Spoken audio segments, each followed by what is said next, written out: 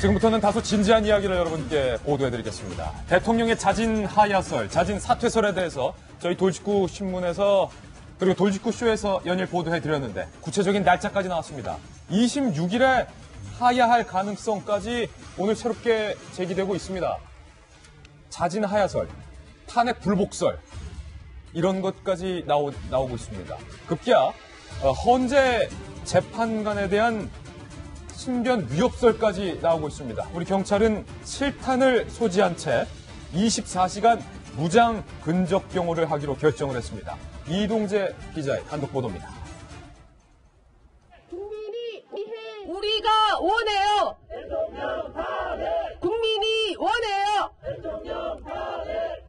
대통령 탄핵을 촉구하는 시민단체들의 헌재 앞 집회와 주말 촛불 시위는 탄핵 심판이 진행 중인 와중에도 계속되고 있습니다.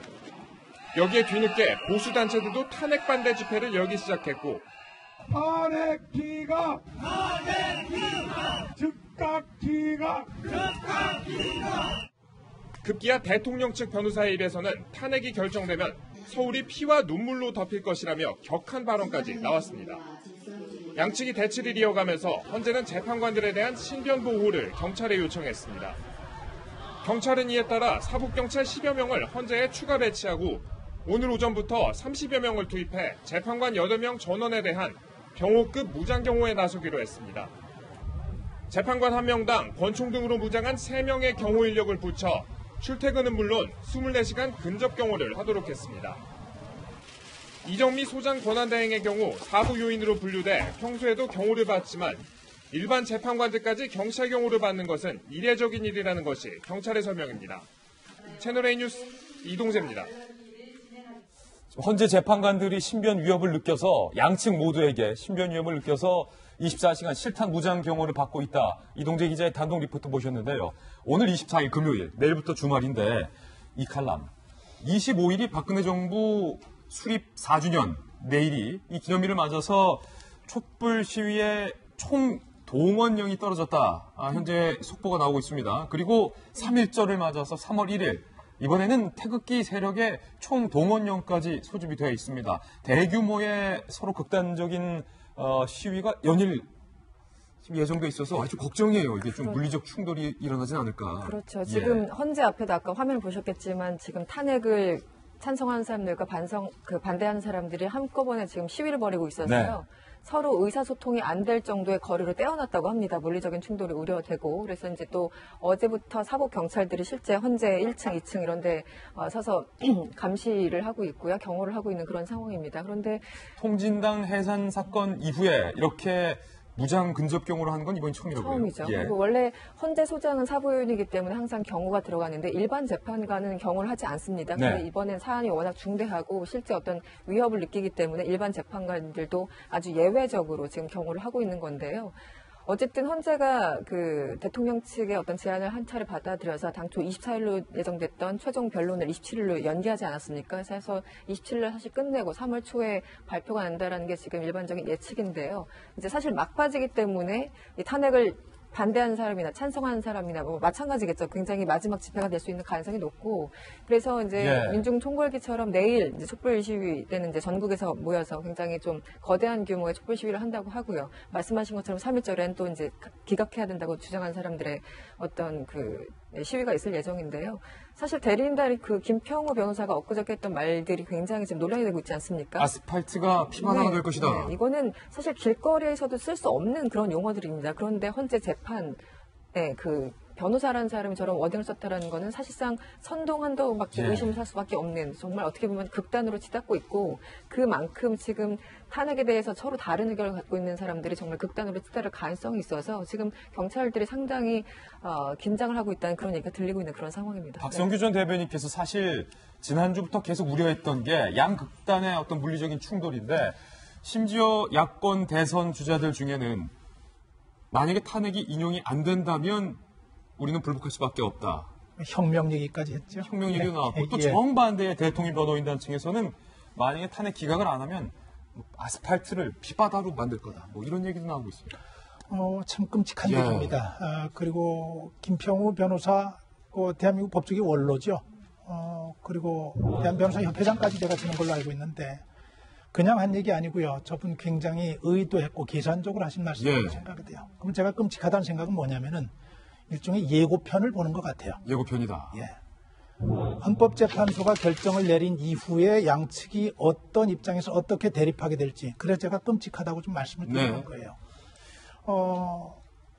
지금 역사적인 순간을 전 맞고 있다고 생각을 합니다. 대통령의 입장에서 대통령이 국정을 잘못 운영했을 때, 공적인 기구를 무시하고 사설 정부를 구성해서 운영했을 때 대한민국이 어떻게 되는지 보여줬고 거기에 대한 책임을 지는 문제를 보여주고 있듯이 국민 또한 역사적인 중요한 무대에 서 있다고 생각을 해요. 그런 대통령을 민심을 가지고 탄핵을 하고 그 탄핵의 결정까지 갔지만 과정까지 가서 그 탄핵의 결정이 내려지는 순간을 지켜보면서 또 의연하게 대응해야 되는 예. 그런 과정까지 가는 건데, 조금 전에 얘기했듯이 김평우 변호사는 법조계의 원로이기도 하고 사회의 명망가라고 얘기할 수 있는데 저분의 말이 저럴진데 광장에 나오는 촛불을 든 민심들 또 태극기를 든 민심들, 이분들의 심정과 마음은 얼마나 더 격하겠어요. 예. 절제되지 않은 얘기를 할 수 있는 그런 분이기 때문에 정말로 걱정이 되는데, 중요한 것은 나라 걱정을 하는 사람들보다 지금 선거 걱정을 하는 사람들이 더 많은 것 같아서 정치인들 중에. 예, 그게 좀 걱정이고요. 두 번째로는 대통령은 지금 이 상황을 어떻게 보고 있을까? 예. 본인의 문제에서 비롯된 이 상황을 대통령은 어떻게 보고 있을까? 저는 그 차원에서 대통령이 자진 하야 문제가 검토되고 있는 이 상황도 예. 주의 깊게 봐야 하고 청와대가 어떤 선택을 해야 할지도 좀 깊이 지켜봐야 할 상황이라고 생각합니다. 예, 대통령의 자진 하야, 26일 시점까지 나오는데 잠시 후 자세히 얘기 나눠보고요. 이렇게 막말을 쏟아부었던 김평우 변호사에 대해서 법조계에서 비판의 목소리가 나오고 있습니다. 함께 보시죠. 네, 한 고등법원의 부장판사는 재판관에게 국회 측 수석 대리인이라고 한 것은 법관의 근본을 부정한 도저히 참을 수 없는 모욕이다, 이렇게 말을 했고요. 노이범 헌재 연구관 출신의 변호사는 이 선동의 발언, 정치적 선동이었기 때문에 충분한 퇴정 사유가 된다, 이렇게 비판을 했습니다. 그리고 대한변협에서 이 김평우 변호사에 대해서 징계 가능성까지 검토하겠다는 입장도 나와 있습니다. 윤태구 시장님, 조금 전 우리 취재 기자를 만나서 꺼져! 이런 얘기 들어보니까 야, 이게 정말로 진심인 것 같아요. 대리인단 측이. 제가 어제도 이야기했지만 저분은 그냥 변호사가 아니라 대통령의 법률 대리인입니다. 그렇기 때문에 저게 대통령의 뜻으로밖에 받아들여질 수밖에 없는 거고, 두 가지 이제 해석이 있더라고요. 이 고도로 정교하게 짜여진 전략이다. 아니면 이분이 이제 좀 나이도 있으시고 워낙에 이제 격앙돼 가지고 한 거다인데, 저는 중간 정도가 아닌가 싶어요. 격앙돼도 하신 것도 맞고 전반적 대리인단들이 그거를 팔짱 끼고 보고 있는 거죠. 예. 그거는 이제 노이범 변호사가 이야기했는데, 노이범 변호사가 유명한 분이에요. 왜 유명한 거 아니? 한국에서 탄핵을 가지고 박사학위를 쓴 유일한 인물이거든요. 노무현 전 대통령이 탄핵 과정에서 헌재 재판 연구관이었고, 노이범 변호사의 이제 해석은 이분이 이런 식으로 해가지고 현장에서 퇴정을 당하거나 심지어 감치라는 거는 바로 거기서 판사가 이 사람 가두세요 거든요. 그것까지를 이제 염두에 두고 당하려고 한 것 같다. 하지만 헌재에서는 그게 그렇게 되면은 그 김 변호사의 의도에 이제 들어가는 거기 때문에 예. 안 한 거 참은 것 같다, 이런 식으로 해석을 하더라고요. 예. 저는 이게 문제가 있는 게, 이분이 지시인지 선동인지 알 수가 없는 것이고, 아까 이제 헌재 재판관들 이게 경호를 강화한다고 했지 않습니까? 저는 경찰도 문제가 있다고 생각합니다. 왜냐면요. 왜요? 태극기 집회든지 뭐 탄핵 반대 집회든지 민주사회에서 자기 의견을 피력하는 것은 자유예요. 예. 좀 시끄러워도 저는 우리가 참아줘야 된다고 생각해요. 예.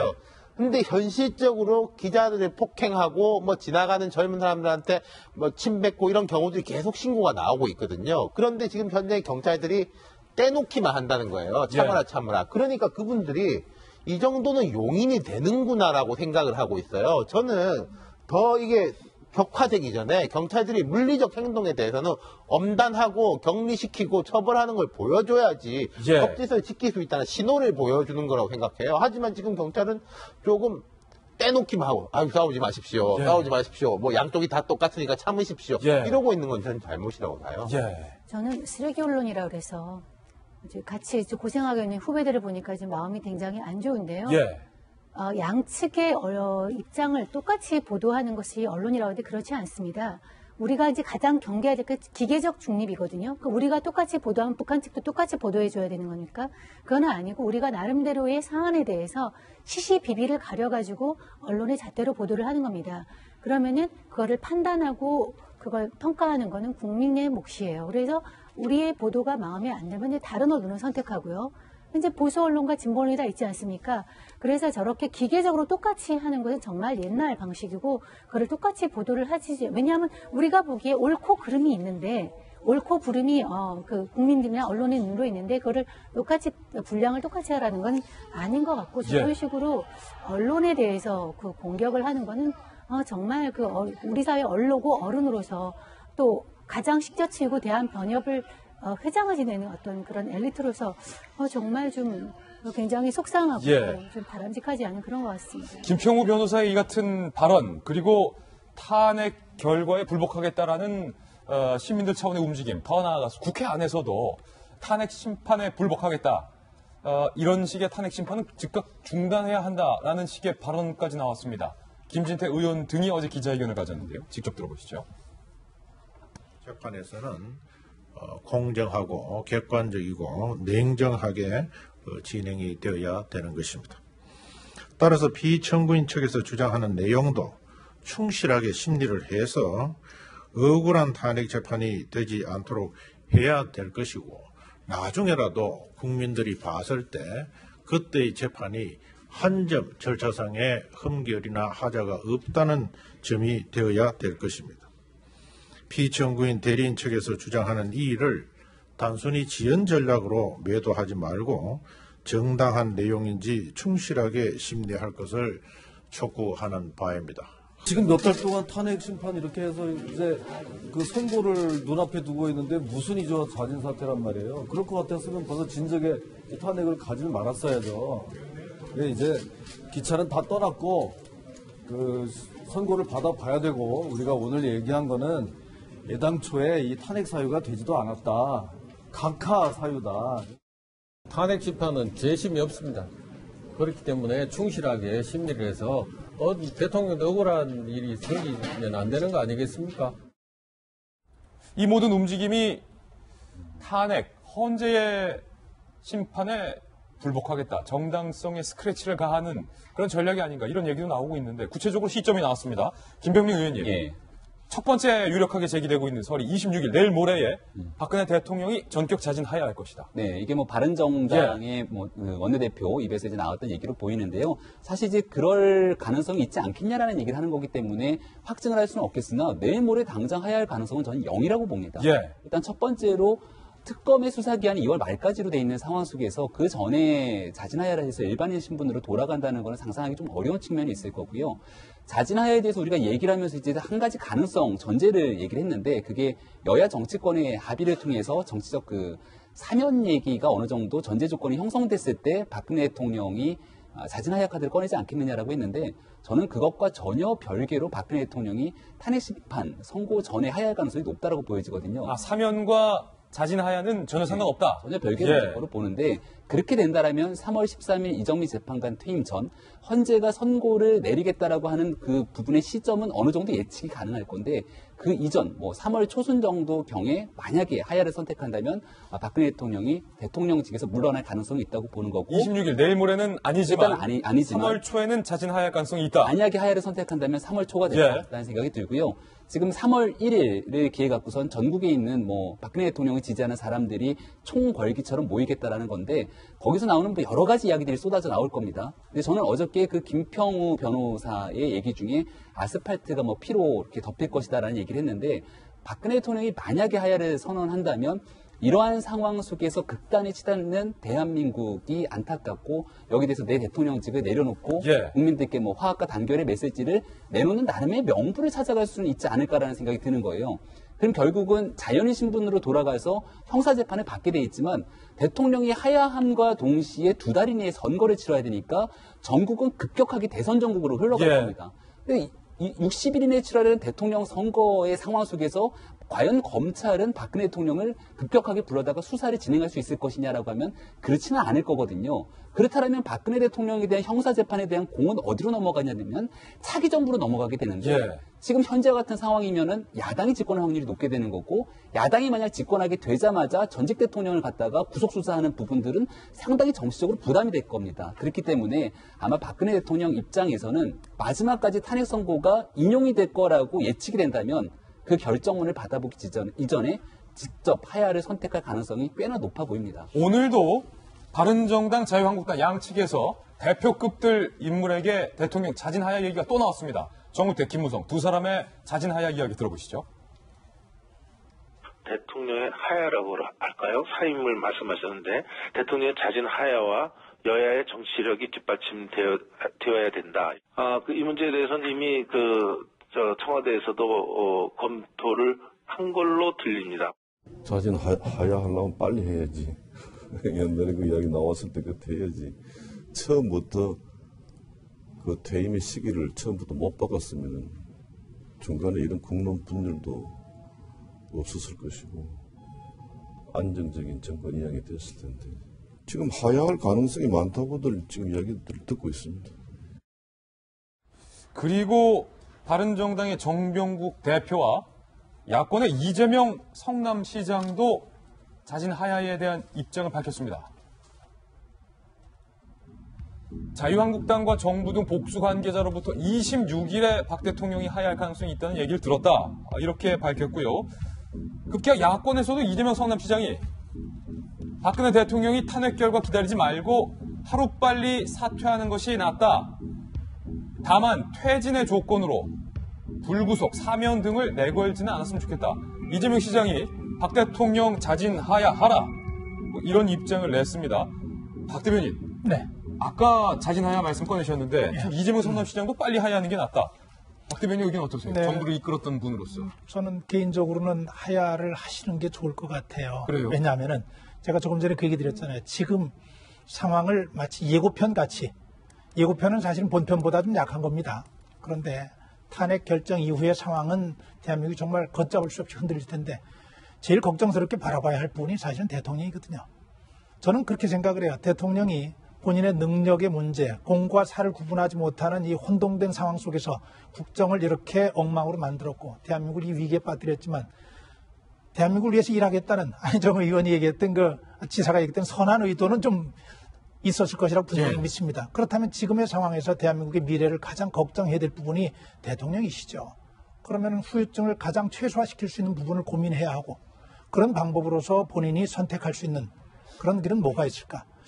아마 주변에서 건의하는 사람들 건의 많이 하고 있을 거고 결정적인 최종 판단은 대통령이 하겠지만 청와대가 전혀 검토하지 않고 있다는 얘기를 저는 사실 믿진 않습니다. 검토를 하고 있을 겁니다. 검토를 하고 있는데 된다면은 지금 이재명 성남시장이 한 얘기하고는 좀 결은 좀 다릅니다. 이재명 성남시장은 꼴 보기 싫으니 빨리 내려오는 게 좋겠다 하는 그 차원의 얘기인 것 같고 그래서 사면이나 형사처벌을 면제하는 방법에 대해서는 동의하지 않는다고 얘기를 하는 것이고 저희들이 얘기하는 것은 제가 지난 시간에 그 말씀드렸습니다. 야권에서 동의해주지 않는다면 어려울 것이다. 야권에서 동의라고 하는 것이 형사처벌에 관한 문제에 대해서 협의가 이루어질 수 있다는 얘기거든요. 그리 되지 않으면 어려울 것이다 이렇게 보는데 좀 대통령이 결단을 내려주기를 바라고요. 좀 늦은 감은 있습니다. 내려주기를 바라고. 한 가지 더 좀 안타까운 건 그래요. 내일이 4주년 아닙니까? 4주년이면 통상적으로 청와대에서는 어떤 일이 벌어지냐면은 지난 4년 동안 공약한 것 중에서 어느 것이 얼마나 진척이 됐는지 부족한 것이 뭐가 있는지 하고 1년 동안 어떻게 마무리할 것인지 정말 진지하게 논의하고 국민과 어떻게 갈지 고민하는데 이런 상황에 내몰렸다고 하는 것 대통령이 이런 부분에 대한 책임감도 깊이 좀 느껴주셔서 결단이 좀 필요하다고 생각합니다. 자진하야파. 박성희 전 대변인. 예, 저는 그렇습니다. 자진하야파. 이 칼럼의 의견 어떻습니까? 자진하야 해야 한다고 생각하십니까? 반대입니까? 전 탄핵 심판을 받아야 된다고 생각을 합니다. 하야 반대. 제가 며칠 전에 말씀드린 것처럼 이제 자진 납세 기간이 끝났습니다. 지난 11월 내내 국민들이 촛불 들고 나와서 하야를 하시라. 대통령에 대해서 국민들이 할 수 있는 마지막의 예의이기 때문에 하야를 하시라라고 한 달 내내 외쳤습니다. 그거 구경하고 있었어요. 그리고 10월 말부터 11월 말까지 세 차례에 걸친 대국민 담화. 제가 보기엔 사실 대국민 담화도 아니고 대국민 거짓말이었는데 세 차례 그걸 듣고 있으면서 국민들은 참을 수가 없었죠. 그래서 하야를 하지 않으니까 그럼 탄핵으로 가자. 그래서 국회 탄핵소추안이 가결됩니다. 그런데 아마 청와대 박근혜 대통령은 속으로 기대를 하고 있었겠죠. 지금 여당이 버텨주면 탄핵소추안이 가결되지 않을 수 있을 것이라는 것을 기대감을 갖고 있었을 겁니다. 그리고 어쨌든 가결이 됐어요. 지금 17차 변론까지 갔습니까? 거의 이제 변론이 다 끝났습니다. 이렇게 지금 만약에 와서 하야를 하게 된다면 정말 좋지 않은 선례를 전 남기는 거라고 생각을 합니다. 선의를 갖지 않은 후대 대통령이 박근혜 대통령의 사례를 분명히 따를 거예요. 만약에 어떤 법률과 헌법에 대해서 위배되는 어떤 행위를 한 대통령이 만약에 그 후대도 나온다면 똑같은 패턴을 따를 수 있는 가능성이 굉장히 높습니다. 하야라고 했다가 버텨. 그리고 탄핵 소추안이 가결된 다음에도 계속 버티고 있습니다. 그리고 헌재에서 아마 인용될 것으로 예상되는 그 시기에 막판에 가서 나 집에 갈게. 이렇게 얘기를 해버리면 국민들에 대해서 두 번 배신하는 겁니다. 이게 도대체 사법적인 차원에서 이래서는 안 된다. 그런 거죠. 그러니까 사법적인 차원에서도 그렇고 국민들에 대한 예의도 전 아니라고 봅니다. 지금 와서 하야한다는 건 어불성설입니다. 어불성설이다. 지금 두 사람의 의견이 팽팽한데, 윤 시장. 현실적 이야기를 좀 드릴게요. 이게 정치권에서 이게 뭐 면책에 대한 합의를 해야 된다. 이 합의 자체가 어려운데 사면에 대한 합의지 않습니까? 사면은 뭡니까? 대법원까지 가서 유죄 판결을 받아야지 그 이후에 사면이 나오는 거예요. 조금 이제 혼동돼서 생각하는데 보통 지금 국민들이 생각하실 때는 이게 아예 뭐 기소도 안 당하고 이런 식으로 생각하는 분들도 있는 것 같아요. 그러니까 자진 하야와 사면의 논의는 전혀 상관이 없다는 걸 김병민 의원이 잘 지적해 주셨어요. 사면까지 연계된. 근데 그렇다고 했을 때, 자, 대통령이 이제 하야를 하면 어떻게 될까요? 지금 그 특검 같은 경우에는 28일 아니면 28일까지 수사를 해야 되기 때문에 오히려 그 결과 발표 3월 2일 날 할 수도 있다 이런 말이 들리는데 저기 이제 기소를 이게 연기시켜 놓는 겁니다. 대통령이 내려오는 순간까지. 그럼 하야가 되면은 이건 정치권에 합의하지 말고 하고 상관없이 기계적으로 기소가 되는 거예요. 그렇죠. 그 단계에서. 처벌은 이루어지는 거예요. 그렇죠. 그 이후의 건데 저는 그러니까 한 2년 후에 대법원 판결 나고 나면은 그때 사면 될 수도 있다고 생각해요. 그때 이제 여론에 따라 가지고. 근데 전제는 그것이다. 그러니까 그게 탄핵에서 이게 판결이 받는 거하고 거의 같은 무게감이거든요. 전두환 노태우 전 대통령 사면 같은 경우에도 이 김영삼 정부 마지막에 되게 힘겨루가 있었습니다. 어떤 힘겨루기냐면은 김대중 당선자죠. 김대중 당선자 좀 YS가 빨리 내가 임기 시작하기 전에 했으면 좋겠다. 인 것이고 김영삼 전 대통령 측에서는 내가 집어넣었는데 내가 풀 수 있냐. 당신이 이제 해가지고 풀어라 하다가 결국 이렇게 협의 끝에 김대중 당선자가 건의를 해서 김영삼 대통령이 하는 식으로 이게 절충형으로 처리가 됐어요. 근데 그 전에 보인 것은 그 두 사람이 수위를 잇고 대법원에서 유죄 판결받고 요거 다 한 다음에 가능했던 건데 박 대통령이 아무리 지금 내려오더라도 그런 절차를 밟지 않을 수는 없기 때문에 전 맹점이 있다고 봅니다. 어제 이 자진 하야를 주장하는 의원 관계자에게 전화가 받았어요. 윤태곤 실장이 사면과 자진 하야를 동일선상에 두고 말하는 경향이 있는 것 같은데 우리가 말하는 자진 하야는 사면을 염두에 두고 있지 않는 것이다. 처벌은 처벌대로 가야 된다. 지금 윤 시장께서 그 부분을 다시 한번 말씀을 해주신 겁니다. 그런데 사실은 지금 우리가 어저께도 얘기했지만 포드 닉슨 얘기를 하잖아요. 오늘 신문에서 대통령이 지금에 와서 하야를 하는 거는 꼼수다 이렇게 얘기를 하는데 사실 저는 꼼수가 아니라고 생각합니다. 미국에서도 탄핵 결정을 그건 이 상원에서 하니까 앞두고서 하야를 했는데 아무도 꼼수라고 안 했고 그때 뭐라고 얘기를 했냐면은 닉슨이 국론 불편이 심해서 우리나라 미국을 위해서 내가 그만둔다 하고 그 다음에 이제 사면을 했는데 사실 닉슨 워터게이트 사건의 중요한 이유는 도청을 했다는 것보다는 거짓말 그 와중에서 거짓말한 것이거든요. 사실 도덕적인 비난이 더 큰 사안입니다. 박근혜 대통령처럼 여러 가지 헌법과 법률 위반의 사안하고 좀 다른 측면이 있어서 좀 수평적으로 비교하기 어렵고요. 이런 식으로 전례를 만들어야 된다라고 이승원 씨가 얘기를 했는데 사실은 이건 헌법 개정하면 되거든요. 우리가 지금 이런 사태를 처하다 보니까 우리나라 헌법이 되게 미비한 게 드러났어요. 그야말로 탄핵 심판 결정 전에 이렇게 사표 던지고 이제 나가는 거를 지금 헌재도 어떻게 할지 모르겠는 그래서 아까 플랜 B가 있다는 거 아니겠습니까? 이 가야 될지 아니면 그냥 끝까지 가야 될지 이런 모든 것들이 지금 미궁에 빠진 상황인데 이런 모든 걸 우리가 한번 겪어보고 나서 다음 헌법에는 이런 경우에 대해서는 이렇게 할 수 있다고 우리가 다 헌법에 넣어서 정확하게 만들 수가 있습니다. 그러니까 선례 때문에 하야를 못한다 이런 것은 얘기가 안 되고요. 아까 어저께도 제가 말씀드렸지만 대통령에게서 다시 한번 역사와 국민 앞에 마주할 필요가 있어요. 내가 이런 내려오면은 이렇게 법원 법적인 절차, 사법적인 절차를 받아야 되는데 그럼에도 불구하고 우리나라가 이렇게 찢어져 있으니까 대통령으로서 고민을 하면서 역사와 이렇게 마주보면서 내가 한번 희생해서 이걸로 넘겠다 하는 그런 의지를 아마 역사와 대면하면서 판단할 필요가 있을 것 같습니다. 지금 의견이 정반대로 가있어요. 자진 하야 찬성 반대 한 명 남았습니다. 한마디만 좀 드리면요. 최선은 헌재의 심판을 겸허하게 받아들이는 겁니다. 전 국민이. 그렇게 수차례 언론도 얘기를 해왔지만 지금 현재로서 그런 일들이 제대로 진행되지 않고 있잖아요. 그리고 얼마 전에 중도보수 행보를 보이고 있다는 안희정 지사마저도 관훈클럽 토론회에서 얘기를 하고 물어보지 않습니까? 박근혜 대통령 탄핵이 만약 기각되면 어떻게 할 것이냐니까 굉장히 주저합니다. 그러면서 약간 변명 비슷하게 나는 받아들일 수 있지만 대중이 받아들이겠냐라는 식의 메시지를 던지거든요. 그 얘기는 뭐냐면 헌재 최종적인 심판 결과에 대해서 불복하는 사람들이 너무나 많이 있는 이 현재의 상황을 얘기를 하는 겁니다. 그렇다면 우리가 최선을 선택할 수 없다면 어쩔 수 없이 차선을 선택할 수밖에 없는 건데 그 차선이라는 게 박근혜 대통령이 자진하여도 하나의 수가 될 수 있다는 겁니다. 그래서 지금도 다시 한번 말씀을 드리지만 전 국민이 동의해서 헌재의 심판을 존중하겠다. 기각이든 인용이든 여기에 대해서 아무도 이의를 달지 않고 승복하겠다 그러면 탄핵 심판 선고를 끝까지 지켜보는 게 최선입니다. 근데 그것들을 받아들이지 않겠다는 국민들이 굉장히 양극단으로 갈려있다면 이거를 통합하기 위한 하야도 하나의 생각해 볼 수는 있는 카드라는 말씀을 좀 드리고 싶습니다. 예, 이 자진 하야에 대해서 찬반 양론이 정말로 50대 50. 정확하게 동률 거의 비슷하게 50대 50% 팽팽한데요. 둘 다 후폭풍이 있는 것 같아요. 자진 하야해야 한다라는 입장도 일견 일리가 있고 안 된다. 탄핵까지 가봐야 된다라는 의견에도 일리가 있기 때문에 오늘은 일단은 박성규 대변인 여기까지 저희가 토론해 보고요. 다음에 준비된 내용이 있기 때문에 또 다음 기회에 자진 하야에 대한 찬반 양론에 대한 입장을 들어보도록 하겠습니다.